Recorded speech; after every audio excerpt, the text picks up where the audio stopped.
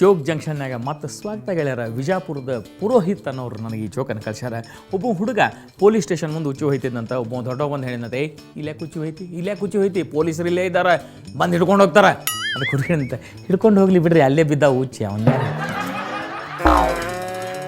ಹುಸೇನ್ ಅಲಿ ಅಂತ ಹೇಳಿ ಜಮಖಂಡಿಯಿಂದ ಬರೀತಾರೆ.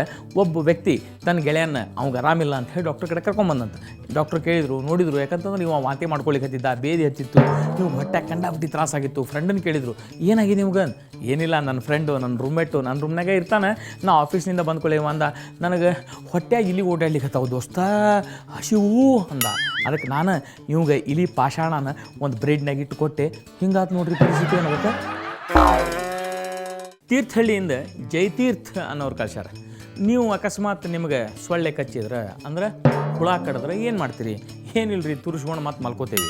ಆದರೆ ರಜನಿಕಾಂತ್ ಅವರು ಆ ಸೊಳ್ಳೆಯನ್ನು ಕರೆಸಿ ಅಂದ್ರೆ ಹುಳನ ಕರೆಸಿ ಅದ್ರ ಕಡೆ ಸಾರಿ ಹೇಳಿಸ್ತಾರಂತೆ. ಒಂದು ರಾಜಕಾರಣಿ ಬಂದು ಒಂದು ಹಳ್ಳಿಗೆ ಹೇಳ್ದ, ನೋಡಿರಿ ನನಗೆ ಭಾಳ ಆನಂದ ಆಗಿದೆ, ಈ ಸರ್ತೆ ನಾ ಸೆಷನ್ಯಾಗ ಇದನ್ನೆಲ್ಲ ನಿಂತು ಬಡದಾಡಿ ನಿಮ್ಮ ಊರಿನ ಸಲುವಾಗಿ ಮಾಡಿಸ್ಕೊಂಬಂದೀನಿ. ಅದೇನು ಅಂತಂದ್ರೆ ನಿಮ್ಮೂರಿಗೆ ನಾವೊಂದು ಬ್ರಿಡ್ಜ್ ಸ್ಯಾಂಕ್ಷನ್ ಮಾಡ್ಸೀನಿ, ಒಂದು ನದಿಗೆ ಬ್ರಿಡ್ಜ್ ಸ್ಯಾಂಕ್ಷನ್ ಮಾಡ್ಸೀನಿ. ಊರಾಗಿನ ಮಂದಿ ಹೇಳಿದ್ರು, ಹೌದು, ಆದ್ರೆ ಇಲ್ಲಿ ಏನು ರೀ, ನಮ್ಮ ಊರಾಗ ನದಿನೇ ಇಲ್ಲ. ಚಿಂತೆ ಮಾಡಬೇಡ್ರಿ, ಮುಂದಿನ ಸೆಷನ್ಯಾಗ ಒಂದು ನದಿನೂ ಸ್ಯಾಂಕ್ಷನ್ ಮಾಡಿಸ್ಕೊಂಡು ಜೋಗ್ ಜಂಕ್ಷನ್ಯಾಗ ಒಂದು ಬ್ರೇಕ್. ಓಹೋ ನೋ ನೋ ನೋ ನೋ ನೀವು ರಿಮೋಟ್ ಮೇಲಿಂದ ತೆಗೀರಿ ನೋಡೋಣ. ಚಾನಲ್ ನೋಡ್ಕೋತಾನೆ ಇರ್ರಿ, ನಾ ಮತ್ತೆ ಬರ್ತೀನಿ ಮುಂದೆ ಜೋಗ್ ಜಂಕ್ಷನ್ನಿಗೆ.